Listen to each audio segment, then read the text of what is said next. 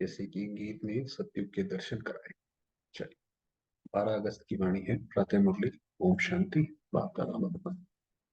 मीठे बच्चे, 21 जन्मों के लिए पुण्य का खाता जमा करना।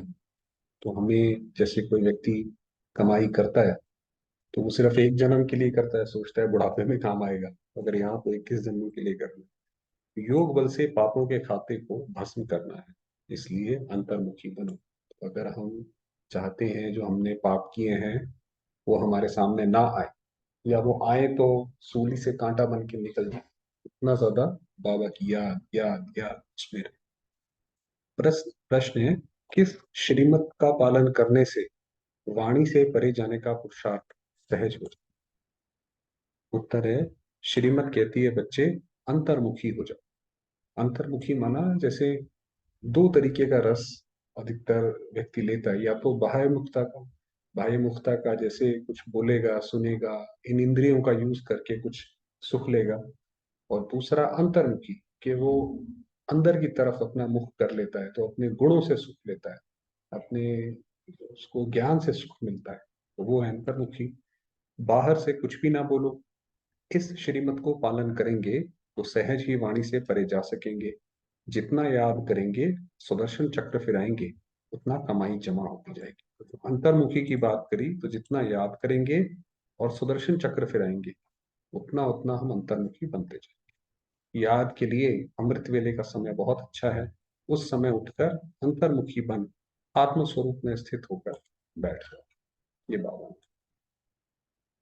गीत है, तूने रात गंवाई सोए के, दिवस गवाया फल के। ओम शांति। ये कौन समझाते हैं कि अंतर्मुखी हो जाओ, बाहर से कुछ भी ना बोलो, अपनी आत्मा के स्वरूप में स्थित होकर बैठो। बाप बच्चों से कहते हैं, मुख से कुछ भी बोलो नहीं, क्योंकि मुख से भी जब बोलते हैं तो एनर्जी तो बहुत खर्च होती है, उससे अपना बाह्य मुखता में आती है। फिर जब योग लगाते हैं तो वो सारा मेहनत करके हटाना पड़ता है, तब योग लगता है। तो इसलिए अगर मुख से कम बोले, जितना कम होगा उतना ज्यादा अच्छा। राम राम आदि तो बहुत कहते हैं, परंतु उस कहने से भी मनुष्य पावन नहीं बन सकते, क्योंकि कई लोग, आपको पता है, राम राम राम राम करते रहते हैं, तो उनसे कोई पावन नहीं बने। मनुष्य पतित से पावन तब बन सकते जब पतित पावन बाप की श्रीमत पर चले, तब पावन बनेंगे। पतित पावन कहने से बाप याद आता है। बाप कहते हैं कि तुम बरोबर पतित थे ना, अब तुम पावन बन रहे हो। सतयुग में कोई पतित होता नहीं। 5,000 वर्ष पहले जब भारत पावन था तो एक ही धर्म था। तो जैसे जैसे बाबा बोलते जाएं वैसे वैसे हम अपनी बुद्धि में वो पिक्चर खींचती जाए कि जब बाबा ने कहा कि 5,000 वर्ष पहले भारत पावन था तो कैसा था, कितनी साफ सफाई थी हर जगह, कैसे भाई बहन एक दूसरे से बात करते थे। बाप तो सुख की ही सृष्टि रचेंगे ना। भारत सुख धाम था। लक्ष्मी नारायण राम सीता आदि के मंदिर सतयुग त्रेता की निशानी है। सतयुग में बरोबर लक्ष्मी नारायण की डायनेस्टी, उस वक्त श्री नारायण का राज्य था। यही भारत था जिसमें सूर्यवंशी चंद्रवंशी का राज्य चलता था, जो अब फिर से स्थापन हो रहा है। इसको कहा जाता है वर्ल्ड की हिस्ट्री ज्योग्राफी। ये पूरे विश्व की हिस्ट्री ज्योग्राफी अब हमें पता पड़ गई। ये मनुष्य ही तो जानेंगे। मनुष्य नहीं जानते तो जानवर से भी बदतर कहा जाता है। अगर कोई मनुष्य ये वाली बात ही नहीं जानता कि हम कौन थे क्या थे, तो फिर तो जैसे जानवर हो गया, वैसे ही बाबा ने कहा एक तरीके से बराबर हो गया, फिर उसकी क्या वैल्यू। बाप को जानने के लिए कितने धक्के खाते हैं, परंतु जान नहीं सकते। इसलिए गीता में आता है कि जब मैं आता हूं तभी मैं आकर अपना परिचय देता हूं। तुम बाप के बच्चे बने हो तो बाप अपना परिचय देते हैं। पहले परिचय नहीं था तो इसका परिणाम क्या हुआ? जब हमें बाबा का पता नहीं था तो उसका परिणाम हुआ ऑर्फन, यानी अनाथ, नास्तिक, निधन के बन जाते। अब देखिए भारत है, क्योंकि यहाँ पे उनको भगवान का पता नहीं है कि हम सारे एक ही परिवार के हैं, तो हर एक कोई अपना अपना सोचता है। और ये सोचता है चाहे चोरी करो चकारी करो कुछ भी करो, सब जायज है। जैसे ऑर्फन नास्तिक निधन के गरीब बन गए। अभी तुम बाप के बने हो, बाप से वर्षा ले रहे हो, बड़ा भारी वर्षा है।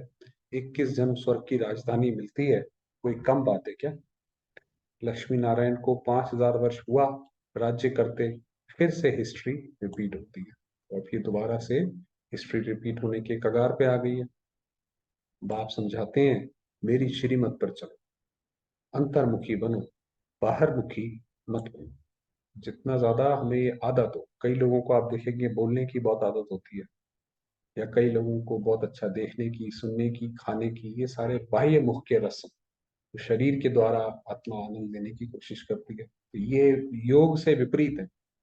जो योग है वो है अंदर का सुख, कि आत्मा अपने भाग्य के सुख में शिव बाबा की याद में खो जाए।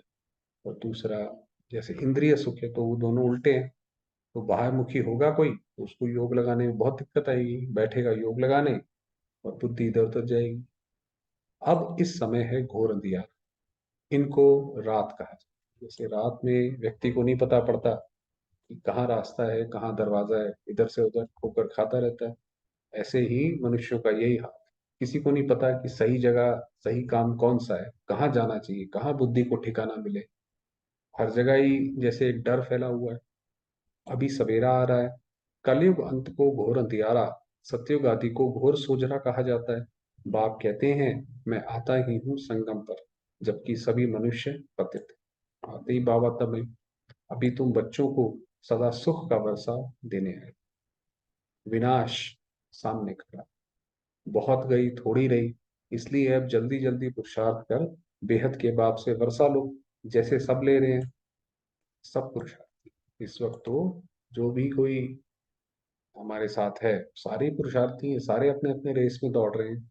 हर एक के अंदर कोई ना कोई एक कमी जरूर है, जिसकी वजह से अभी भी यहाँ पर है। अब सबको स्वीट होम, वाणी से परे जाना। अब हम सबको वहां के लिए रेस लगाना, परम धाम कितनी जल्दी हम पहुंच सकते हैं। वह है हम आत्माओं का घर, निर्वाण धाम। धाम में कोई एक नहीं रहते हैं, जितनी भी जीव आत्माएं हैं वह सभी शरीर छोड़ जाएंगे अपने घर बाबा के पास। आप देखिए कैसा वो समय होगा कि विश्व की सारी आत्माएं, हम सारे के सारे परम धाम में, जो भी आत्माएं हैं, जो भी हमारे साथ अलग अलग रिश्तों नातों में हैं, कोई बच्चा है, कोई पिता है, कोई माता है, सब एक साथ होंगे। जिनको भी अभी हमें लगता है कि शरीर छोड़ दिया, सारे वहां पर होंगे, सारे एक साथ रहेंगे। वह है निराकारी झाड़, जैसे चित्र में भी झाड़ दिखाया जाता है, वह है आत्माओं का घर, शांति धाम। फिर हम आएंगे सुख धाम, फिर हम जब वहां पे सारी आत्माएं होंगी, फिर एक एक करके, जैसे कोई एक्टर एक्ट्रेसेस होते हैं, वो स्टेज के पीछे से स्टेज पे आते जाते हैं, तो वही हमारा है, हम भी फिर स्टेज पे आते जाएंगे। अभी 84 जन्मों का चक्र पूरा, कलयुग के बाद सतयुग जरूर आएगा। तो अब ये पर्दा जैसे गिरने वाला है, खत्म होगा ये नाटक। द्वापर के बाद कलयुग जरूर आएगा। बाप कहते हैं, मैं कल्प कल्प कल्प के संगम युगे आता हूँ, पुरानी दुनिया का विनाश कर। ये बाबा का कर्तव्य है कि जब भी आएंगे पुरानी दुनिया का विनाश। जब तक नई दुनिया स्थापन हो, तब तक इस पुरानी दुनिया में रहना पड़े। ऐसे ही होता ही है, मान लीजिए कोई नया घर बना रहा है, जब तक वो घर बनेगा नहीं तब तक वो पुराना छोड़ेगा नहीं। तो इसलिए ही हमारा भी है, जब तक नया मकान बन जाए तब तक पुराने मकान में बैठे रहते हैं ना। फिर जब नया बन जाए फिर पुराने को तोड़ा जाता है। यह भी पुरानी चीज है। उसी तरीके से ये दुनिया भी पुरानी हो गई है। इसके विनाश के लिए ये है महाभारत लड़ाई। ये जो अब लड़ाई, जैसे एक दूसरे को, आपको पता है, रशिया अमेरिका, अब तो लगभग सारे ही देश एक दूसरे को जैसे डराते रहते हैं, धमकाते रहते हैं, जैसे सारी दुनिया एक भंभोर के ऊपर बैठी है, बस एक चिंगारी लगेगी और सारी जल पड़ेगी। तो ये विनाश होगा, महाभारी लड़ाई, महाभारत। बाप बैठ बच्चों को समझाते हैं, आत्मा ही समझती है, जिस्मानी नॉलेज भी आत्मा सीखती है ना। आत्मा कहती है मैं प्रिंसिपल हूँ, सर्जन हूँ। आत्मा की नॉलेज ना होने के कारण देह अभिमानी हो जाते हैं। तो वास्तव में ये आत्मा की जो नॉलेज है, इसकी वजह से आप देखेंगे विज्ञान में भी काफी सारी चीजें हमारी मिस है। चाहे वो क्वांटम फिजिक्स है, ऐसे बहुत सारी चीजें हैं जो मिस है, क्योंकि वो नॉलेज पूरी नहीं है। और आत्मा की नॉलेज नहीं होती तो अपने आप को शरीर समझने लगते हैं, तो शरीर के साथ तो बहुत दिक्कतें हैं। शरीर अगर समझते हैं तो शरीर सुंदर भी चाहिए, हेल्दी भी चाहिए, ऐसा भी चाहिए। तो उसमें फिर टेंशन होती है। आत्मा ही संस्कार ले जाती है। तुम बच्चे समझते हो शिव बाबा हम आत्माओं को समझा रहे हैं, हम आत्मा ये पुराना शरीर छोड़ फिर नया जाकर लेंगी, अभी हम श्याम हैं, फिर सुंदर बनेंगे। भाई अब हम धीरे धीरे विकार अपने अंदर से निकालते जा रहे हैं, काले तो नहीं है मगर श्याम तो हैं, श्याम सुंदर बनते जा रहे हैं, सुंदर से श्याम बनते हैं, 84 जन्म लग जाते हैं, फिर बाबा काम चिता से उतार ज्ञान चिता पर बिठाए गोल्डन एज का मालिक बना देते हैं। बेहद का बाप जरूर बेहद का वर्षा देगा। बाप तो ऊंचते ऊंच है, कहते हैं बच्चों के लिए वैकुंठ की सौगात लाए हैं, हथेली पर बहिष्ट लाया है। सेकंड में तुम साक्षात्कार कर लेते हो, कितने ढेर ब्रह्मा कुमार कुमारी, जरूर ब्रह्मा के बच्चे हैं और शिव बाबा के पोत्रे हैं। बाबा ने पूरा बताया कि मैं तुम्हारे लिए आया हूँ, तुम मेरे पोत्रे हो, मैंने तुम्हें ये हथेली पे बहिष्ट लाया हूँ तुम्हारे लिए। तुम कहते हो हम शिव बाबा से वर्षा लेते हैं, वही सर्व का सदगति दाता है। राजयोग सिखलाते हैं, निराकार कैसे सिखलाए, इसलिए ऑर्गन्स द्वारा पढ़ाते हैं। सृष्टि चक्र की नॉलेज देते हैं। अब निराकार भगवान आएगा तो ये तो नॉलेज तो समझाने की चीज है, ये तो बार बार समझानी पड़ती है। अगर सिर्फ आकाशवाणी ही हो जाए या मान लो नंदी बैल या ऐसे किसी जानवर के उसमें आए तो हम तो ये नॉलेज समझ ही नहीं सकते। अभी जब बाबा आता है, ब्रह्मा बाबा के तन में इतना समझाते हैं, तब हमें समझते समझते कितना समय लगता है। तो बाबा ने कहा जब बाबा आते हैं तो सृष्टि चक्र की नॉलेज, भगवान आएगा तो कौन सी नॉलेज देगा, नॉलेज तो बहुत तरीके की होती है, खाने की नॉलेज, पीने की नॉलेज, समाज में कैसे चलना है उसकी नॉलेज, विज्ञान की नॉलेज, सृष्टि चक्र की देते हैं। जिसको परम आत्मा सुप्रीम सोल कहते हैं उसकी ही सारी हुई ज्ञान का सागर पतित पावन वह है। तो जरूर आना पड़े भाई, अगर बाबा पतित पावन है तो अपना वो कार्य उसको करना पड़ेगा, कर्तव्य करना पड़ेगा। तुमको भी मास्टर सुप्रीम अथवा पावन बनाते हैं। वह है बेहद का बाप जिसको सभी भक्त बुलाते हैं। सभी भक्तों का बाप वह भगवान है। जितने भी भक्त हैं किसी भी रूप में किसी भी धर्म के, जो याद करते हैं वो एक्चुअली में याद शिव बाबा को करते हैं, परम पिता परमात्मा। अगर उनको सर्वव्यापी कह देते हैं तो फिर वर्षा कैसे मिलेगी। बाबा को तो ये मेन लगता है कि सर्वव्यापी की जो बात है वो सबसे गलत है। मनुष्य को भगवान नहीं कह सकते, पहली तो बात ये बाबा ने हमें बताई कि कोई भी मनुष्य मनुष्य भगवान नहीं हो सकता। श्री कृष्ण को भी देवी गुणधारी मनुष्य कहा जाता है, वह है फर्स्ट प्रिंस। सभी उनको झूले में झुलाते हैं, शिव बाबा को कभी झुलाते नहीं होंगे क्योंकि वह कभी बच्चा बनता ही नहीं है। ये तो सही बात है, आपको पता है जन्माष्टमी पर श्री कृष्ण को झुलाते हैं, शिव बाबा के लिए ऐसा कुछ नहीं है। ये तो साक्षात्कार कराते हैं समझाने के लिए, हम तुम्हारा बच्चा हूं, तुम हमको अपना वारिस बनाएंगे, बलिहार जाएंगे तो मैं भी बलिहार जाऊंगा। कई को साक्षात्कार होता था। तो बाबा तो हमारे साथ सर्व संबंधों से है, तो जो भी हमारा संबंध कम हो, अब बाबा को वो संबंध निभाओ, बाबा भी वो संबंध निभाएगा। जैसे बच्चे का ही बताया, बलिहार जाते हो तो जैसे मैं तुम्हारा बालक हो गया, भाई हम बाबा के प्रति बलिहार हुए क्योंकि माँ बाप तो बच्चे के लिए प्रति ही सारा काम करते हैं। तो जैसे बाबा ही हमारा बच्चा हो गया तो बाबा फिर हमारी देख रेख भी करेगा जैसे बच्चे करते हैं। बाकी कोई करे ना करे बाबा तो जरूर करेगा।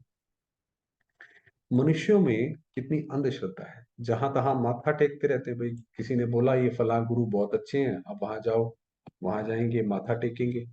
इसको कहा जाता है गुड़ियों की पूजा।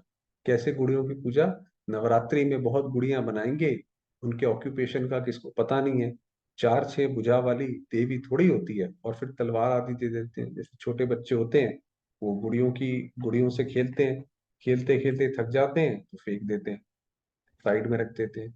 ऐसे ही जो देवियों की पूजा है, बहुत पूजा करी फिर जाके समुद्र में बहा दिया।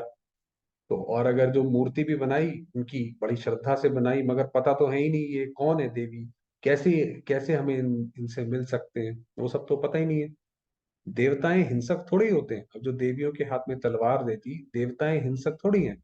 शास्त्रवादियों ने उन्हें भी हिंसक बना दिया है। तो जैसे जैसे मनुष्य की बुद्धि गिरती है तो वो उसी दृष्टि से भगवान को भी देखता जाता है, भगवान को भी उसको लगता है कि भाई भगवान भी अन्यायकारी है, वो उसका भी यही काम है, देवताओं को मारता है, देवता उसे परेशान करते हैं।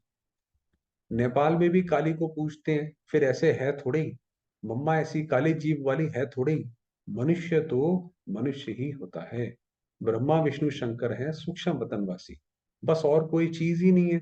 माना एक तो नीचे मनुष्य है, फिर ऊपर ब्रह्मा विष्णु शंकर है, और फिर ऊपर परम धाम है। तो इसके अलावा, तीन के अलावा कुछ है ही नहीं है। फिर 8-10 भुजा वाले कहाँ से आए? ये 8-10 भुजा कहाँ से आई? ये सब भक्ति मार्ग के अलंकार बनाते हैं। माना ये जैसे किसी को आपने कोई उपाधि देनी है या उसका कोई गुण दर्शाना है, उसमें वो अलंकार दिखाते हैं। बहुत सारी भुजाएं हैं, माना बहुत सारे उनके सहयोगी हैं। तो उन्होंने सोचा कि ये सच में ही इनकी भुजाएं हैं, इसी को ही तो पतितो ना कहा जाता है कि ये उल्टा पुल्टा कर दिया। पैसा कमाने के लिए तो कुछ चाहिए ना। फिर किस्म किस्म के चित्र बैठ बना देते हैं। वहां ही देखो सुंदर श्री कृष्ण का मंदिर, और वहां ही सांवरे श्री कृष्ण का मंदिर। कारण तो चाहिए ना कि भाई अगर आपने बनाया ऐसा श्री कृष्ण को श्याम सुंदर, तो श्याम कैसे हुआ? ये थोड़ी कि सिर्फ एक नाग ने डस लिया तो इसलिए आपने वो कर लिया। ऐसे नहीं, वो नाग भी कौन सा है? 5 विकार जो है, काम क्रोध लोभ मोह अहंकार, इसीलिए उसके 5 फन दिखाते हैं। तो वो जब डसा तो श्री कृष्ण जो है वो श्याम हुआ। कितनी अंधश्रद्धा है। अब भक्ति मार्ग खत्म हो, ज्ञान मार्ग जिंदा हो। अब ये भक्ति मार्ग खत्म हो जाए, बाकी समय तो थोड़ा है। सबको मरना तो जरूर है। पुत्र पोत्रे वारिस बनने नहीं है, क्योंकि जब विनाश होगा तो कौन वारिस बनेगा? वहां तुमको ये ज्ञान नहीं रहेगा कि संगम पर हमने राजाई के लिए ये पुरुषार्थ किया था। वहां तो पवित्र सृष्टि चल पड़ती है। वहां तो नया ही एक कल्चर शुरू होगा। यहाँ तुम जानते हो, बरोबर हम बाबा की राजधानी के हकदार हैं। वहां ये पता नहीं रहेगा कि कौन से कर्म किए थे, कैसे बने, ये सब भूल जाता है। क्योंकि अगर ये सब याद आएगा तो विनाश भी याद आएगा कि विनाश हुआ था, और विनाश याद आएगा तो दुख होगा। तो इसलिए वहां पे कुछ भी याद नहीं रहेगा। वहां पतित होते ही नहीं। जो पावन बनने के लिए गुरु की दरकार पड़े, आप सोचिए कैसी वो जगह होगी जहाँ मंदिर नहीं है, जहाँ पे पुलिस नहीं है, ऐसा कोई भी चीज, डॉक्टर भी नहीं है। तो ये सारे तो वहाँ प्रोफेशन होंगे ही नहीं। बाप पैर धोकर बच्चों को तख्त पर बिठाते हैं। ये बाबा ने ये एक्चुअली में भी किया था। पहले मधुबन जब जाते थे तो बहुत ऊपर चल के जाना पड़ता था, क्योंकि रोड नहीं थी, रोड तो बाद में बनी है। तो कई बारी जब बच्चे आते थे बहुत थके हारे, तो बाबा फिर उनके पैर भी धुलाते थे जैसे। तो पैर धोकर बच्चों को तख्त पर बिठाते हैं। गुरु चाहिए सदगति के लिए, वहां तो है ही सदगति। गुरु की दरकार नहीं है। बाप कहते हैं अपने को आत्मा समझो, देह अभिमान में ना रहो। अपने आप को हमेशा आत्मा आत्मा आत्मा देखते रहो। मैं आत्मा अभी डॉक्टर के रूप में हूँ, मैं आत्मा मजिस्ट्रेट हूँ। फिर ये शरीर छोड़ने के बाद पता नहीं क्या बनूंगा। हम इस शरीर द्वारा पढ़ते हैं, आत्मा ही इन ऑर्गन्स द्वारा पढ़ती है, आत्मा ही सुनती है। ये समझने की बातें हैं, ना कि दंत कथा। कोई ऐसा नहीं है कि सुन लिया और बस खत्म हो गया। ये तो धारण करने की बात है। जितना धारण करेंगे उतना उसका फायदा होगा। बाप कहते हैं ये सारी दुनिया कब्रिस्तान होगी। अब जागो, नहीं तो बम्भोर को आग लगने के समय हाय हाय करेंगे। आपको पता है जो दुनिया में जो लोगों को दिक्कत होगी, वो होगी ही इसलिए क्योंकि उनका तो मोह बहुत ज्यादा है। और अगर किसी चीज से मोह होता है और वो चीज अगर छूट जाए, ना मिले, फिर तो बहुत दिक्कत होती है। तो बाबा ने कहा इसलिए अभी जाग जाओ, पुरुषार्थ करो। परंतु कुछ भी कर नहीं सकेंगे, काल खा जाएगा, त्राही त्राही करके रह जाएंगे, क्योंकि वो समय निकल गया। अभी बाबा बैठा है, बाप के रूप में प्यार भी कर रहा है, सब कुछ कर रहा है। मगर एक बार विनाश शुरू हो गया, फिर तो बाबा धर्मराज का रूप ले लेगा। फिर उस समय कितना भी सॉरी या कितना भी कोई कुछ बोले, वो उसका कोई आंसर नहीं है, उसका कोई जवाब नहीं है। सजाएं भी बहुत खाएंगे। अभी हमें पापों का खाता खलास कर पुण्य के खाते को जमा करना है। नए सिर 21 जन्मों के लिए जमा करना है। जमा होगा बाप को याद देने से। तो पुराना भी खत्म करना है, नया भी जमा करना है। पुराना खाता चुकतू हो जाना चाहिए। ज्ञान कितना सहज है, तुम्हारी रोज कितनी कमाई होती है। जितना जो याद करते हैं, सुदर्शन चक्र फिराते हैं, तो अथाह कमाई करते हैं, अनगिनत। तो वो कमाई सारी आपकी जैसे इकट्ठी होती जाती है भविष्य के लिए। वहां कोई गिनती थोड़ी होती है। सतयुग में कोई ऐसे नहीं है कि कोई किसी से कोई पैसे दे रहा है। पहली बात तो वहां बार्टर सिस्टम होता है। अभी किसी के पास चावल है तो वो दूसरे को दे देगा, तो उससे दूसरी चीज मिल जाएगी। वहां पे कोई लेन देन, कोई पैसे का हिसाब नहीं है, कोई वहाँ चार्टर्ड अकाउंटेंट नहीं होते हैं जो वहां पे रिटर्न फाइल करें या अकाउंट। तो वहां पे कोई गिनती नहीं है, क्योंकि अथाह है हर चीज। अभी झोपड़ियों में बैठे हैं, फिर महलों में बैठेंगे। फर्क तो रहता है ना झोपड़ी और महल में। ब्रह्मा द्वारा नई दुनिया स्थापन हो जाएगी तो पुरानी दुनिया का विनाश हो जाएगा। अभी की बात है ना। राजधानी की स्थापना हो जाएगी, फिर जिसने जितना पुरुषार्थ किया सो किया, फिर विनाश हो जाए। जैसे आप देखिए, छोटे बच्चों का भी एग्जाम होता है। भाई जब तक एग्जाम नहीं होता है, टीचर बोलता रहता है कि भाई पढ़ लो पढ़ लो पढ़ लो। मगर एक बार जब एग्जामिनेशन हॉल में आ गए, एग्जाम की डेट आ गई, तो फिर टीचर कुछ नहीं कर सकता। फिर तो आपके सामने क्वेश्चन पेपर है, उसको सॉल्व करो, नहीं आता तो बैठे रहो। तो वही वो बात है, जब विनाश होगा वो तो हमारा पेपर है। अगर हमने तैयारी नहीं करी होगी तो उस वक्त दिक्कत होगी।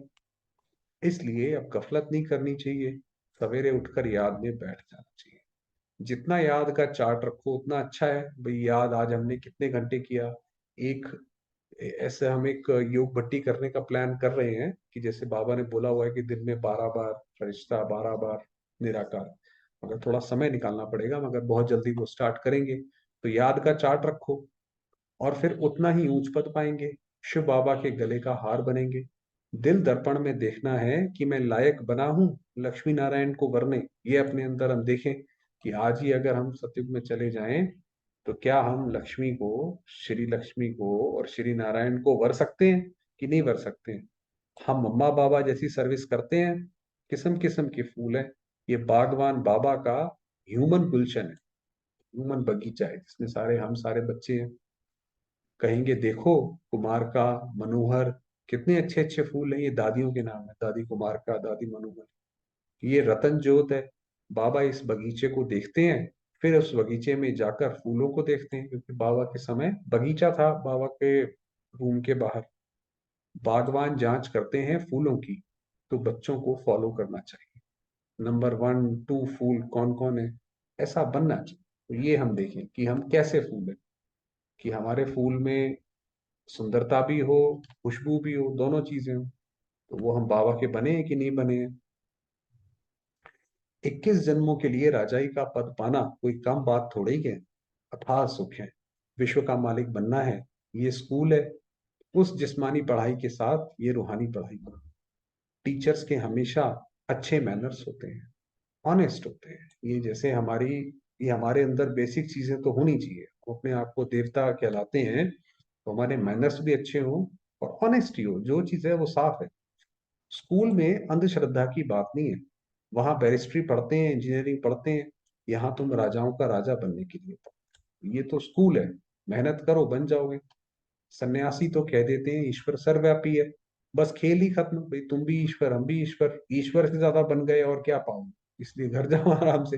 वो तो खेल ही खत्म। बेहद का बाप बच्चों को समझाते हैं, बच्चे ये अंतिम जन्म पवित्र हो। तुम बहुत सर्विस कर सकते हो, पवित्र रहोगे, बहुत सर्विस करोगे। वहां भी एजुकेशन डिपार्टमेंट है। सब्जेक्ट में भी एजुकेशन तो होगी वहां पे। यह भी गॉडली एजुकेशन डिपार्टमेंट है। तुम बच्चे हो, राज ऋषि हो। वह तो घर बार छोड़ देते हैं, तुम घर में रहते सारी दुनिया का त्याग करते हो। तुम्हारी बुद्धि में अब नई दुनिया है, जो बाप ही बनाते हैं। इसलिए बाप कहते हैं मुझे याद करो, ये पुरानी दुनिया खलास हो जाएगी। ये रूहानी कॉलेज अथवा हॉस्पिटल भी बहुत बड़ा है, जिससे तुम एवर हेल्दी, एवर वेल्दी बनते। ये बाबा के जो घर हैं, जो ये सेंटर्स हैं, ये कॉलेज भी हैं, हॉस्पिटल भी हैं। घर घर में तुम ये हॉस्पिटल अथवा कॉलेज खोल सकते हो। इसमें खर्चा कुछ भी नहीं है। बाबा कहते हैं कोई गरीब है, पहले तो कई बाबा के बच्चे ऐसे होते थे कि झोपड़ी में ही रहते थे, एक ही कमरा था। शाम को ही उसमें सेंटर खोल दिया, और जैसे ही सेंटर खत्म हुआ ना, बाकी घर का काम कर लिया। सिर्फ 3 पैर पृथ्वी के चाहिए। तो बाबा ने कहा जिसकी इच्छा है उसको सिर्फ 3 पैर पृथ्वी चाहिए, ये खोलने के लिए, और कुछ नहीं चाहिए। अच्छा, माता पिता बाप दादा का मीठे मीठे सिके लदे बच्चों प्रति याद, प्यार और गुड मॉर्निंग। रूहानी बाप की रूहानी बच्चों को नमस्ते। हम रूहानी बच्चों की रूहानी बाबा को याद, प्यार और नमस्ते। धारणा के लिए मुख्य सार है, सवेरे सवेरे उठकर याद में जरूर बैठ जाए। अभी तो 2-3 दिन से हमारी भी क्लासेस नहीं कर पा रहे हैं, मगर अब कल से करेंगे। इसमें गफलत नहीं करनी है, पुण्य का खाता जमा करना है। एम ऑब्जेक्ट को बुद्धि में रख, अच्छे मैनर्स धारण करने हैं। रूहानी पढ़ाई जरूर करनी है, अंतर्मुखी होकर। फिर बाबा ने कहा कि बाहर बोलना नहीं, कम से कम अपना शांति में रहो, जितनी जरूरत है उतना ही। बाबा ने कहा आपके वाक्य जो है वो महावाक्य होने चाहिए। जो बोले तो सुनने वाला ये सोचे कि ये कुछ बोले तो हम सुने। ऐसे नहीं कि हम दिन भर कुछ भी बोलते जा, ऐसे नहीं होना चाहिए। वरदान दिया, ब्राह्मण जीवन की विशेषता को जानकर उसे कार्य में लगाने वाले सर्व विशेषता संपन्न। ड्रामा के नियम प्रमाण संगम युग पर हर एक ब्राह्मण आत्मा को कोई ना कोई विशेषता मिली हुई है। तो हम देखें अपने अंदर हर एक, मेरे अंदर कौन सी विशेषता बाबा ने दी है। ऐसा नहीं हो सकता कि ना हो, बाबा कह रहा है तो जरूर होगी। ये हमने भी, हमारा भी प्रैक्टिकल अनुभव है, चाहे हमारे अंदर चाहे दूसरे के अंदर भी हमेशा वो है। चाहे माला का लास्ट दाना हो, उसमें भी कोई ना कोई विशेषता है। तो ब्राह्मण जन्म के भाग्य की विशेषता को पहचानो और उसे कार्य में लगाओ। तो जो विशेषता है, और कुछ नहीं होगा, किसी को धन की होगी, किसी को संबंध की होगी, किसी को कुछ की होगी, तो जो भी विशेषता है उसे कार्य में लगाओ, तो बढ़ेगी वो। एक विशेषता कार्य में लगाई तो और भी विशेषताएं स्वतः आती जाएंगी। ये तो आपको पता है, विकारों के साथ भी यही होता है और विशेषताओं के साथ भी यही होता है। एक के आगे बिंदी लगते लगते सर्व विशेषताओं में संपन्न बन जाएंगे। जो चीज अच्छी है, जो चीज हमें आती है, जिस चीज से हम अपनी सेवा दे सकते हैं वो दो। बाकी उसमें और भी विशेषताएं उसके अंदर ऐड होती जाएंगी। स्लोगन दिया, मन मना भव के मंत्र की सदा स्मृति रहे, तो मन का भटकना बंद हो जाए। मन मना भव, अपने मन को हमने बाबा में लगा, अगर हमने वहां लगा दिया तो ये जो मन की प्रताड़ना आती है, अभी किसी ने लिखा था हमें कि मन मेरा बहुत भटकता है, रात को नींद खुल जाती है, घबराहट होने लगती है, तो वो सब बंद हो जाएगा अगर हमारा मन एक बाबा में लगा हो। तो वो है मन मना भव के बाबा।